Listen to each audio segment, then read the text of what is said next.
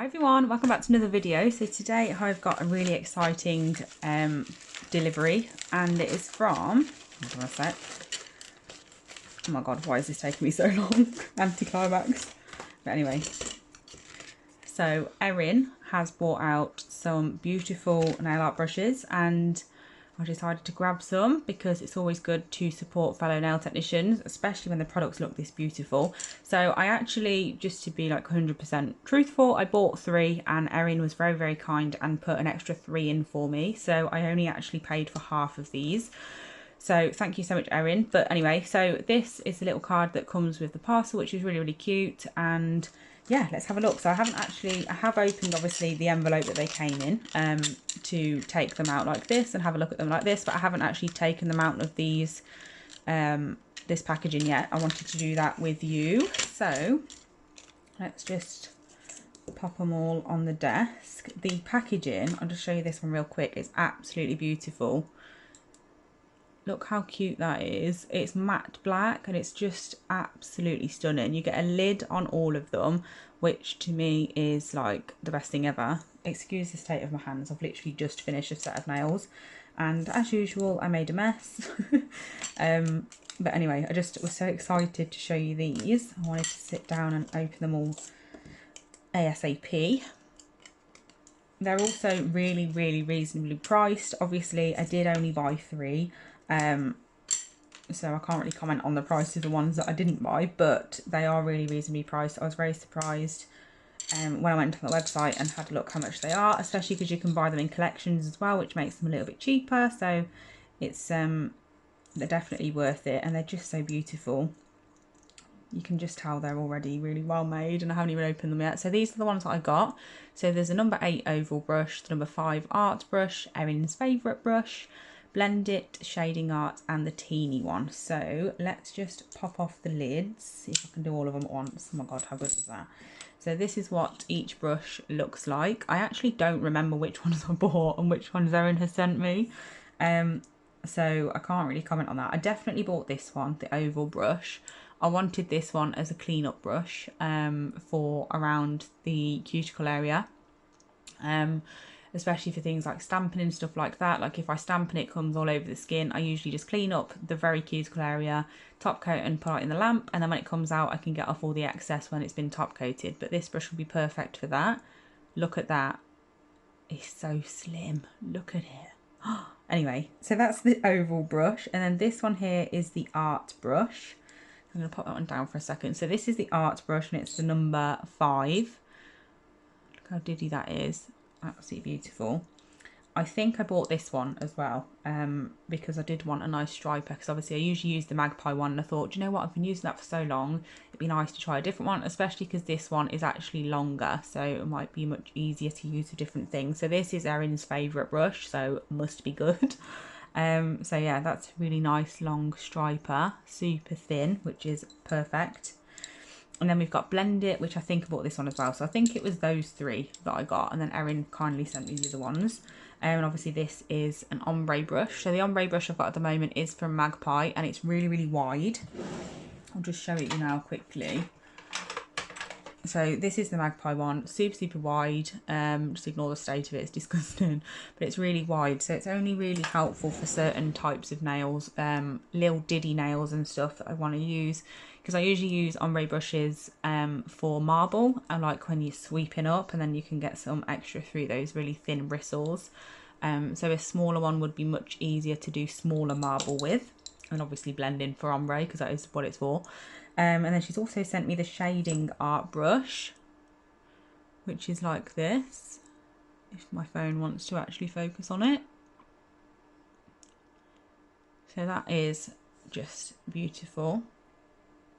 And then we've also got the teeny one, which is a really cute name, but this is really teeny. Look at that, that is amazing.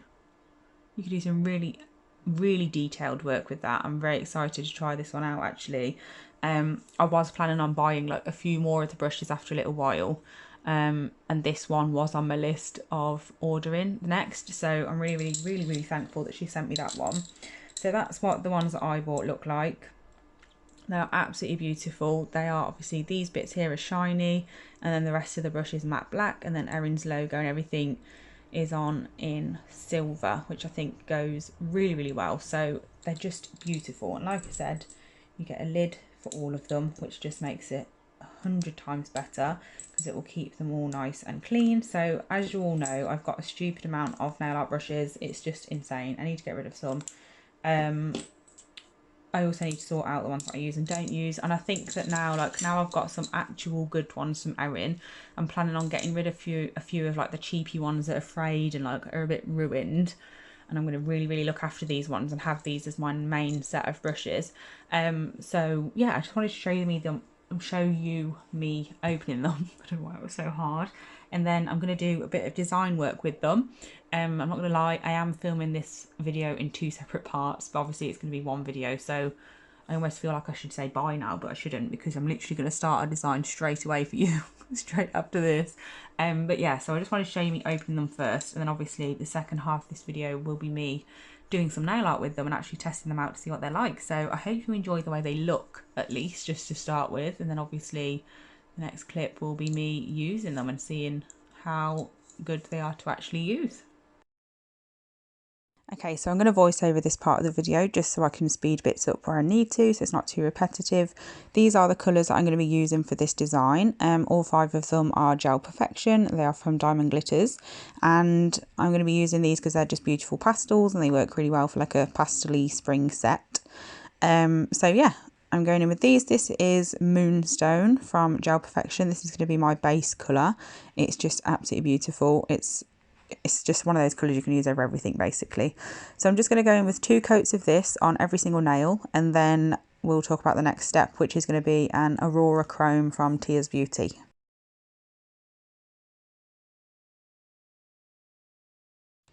Okay, so this is the chrome I'm going to be using. It's called Hydra, and I'm just popping that over the moonstone layers. I didn't actually no wipe top coat for this to actually look like a chrome or anything, and that's the difference between them. I just think it makes it look a little bit more smooth. It's really beautiful. So I'm just velvet top coating all of these nails now, because I always find it much easier to work with like line work and basically do any design over matte. So first of all, I'm going to be trying the Erin's favourite brush, which I must say, now I finish this design, I know that I love this already. It is definitely a must-have. It makes line work and swirling really easy. It's absolutely beautiful. So I'm just making sure that the colour is just really saturated in the brush, and there's a lot in there. Makes it much easier to use. So I'm just going in now, obviously creating those swirls. I'm going to be doing the purple on all 5 nails first. I'm only showing you 2 nails though, so it doesn't get too repetitive. So I'll do the swirls in purple on all of them, and then clean off my brush, and then do the next colour, and then the next, and blah blah blah, so on. And then we'll do some line work at the end, because I wanted to see how good it is to do straight lines and wiggly ones as well, to get a sort of feel for the brush and do a proper good review on it and use it in different ways. I absolutely love this brush though. I've done 3 videos now actually. By the time it's come to me voiceover in this video, I used these colours for 3 videos, and also 3 different brushes from Erin's collection of brushes to do the designs, and I love all of them. They're an absolute must-have. They're just amazing to work with. So that is the purple done on all 5 nails. I'm now going in with the pink, I think. Yeah. So I'm going with the pink. I did think about which order I want them in. So I wanted the pink next to the purple and the blue next to the purple, and then the green goes next to the blue and the yellow goes next to the pink. So that's the order that I did them in. I'm just creating some swirls. It doesn't have to be perfect. That's the great thing about swirly designs, is it doesn't really matter. So I'm just going to let you watch this bit, because obviously it's all the same sort of thing. I'm doing the same thing but with different colours, and then I will meet you back here when we get on to the next step.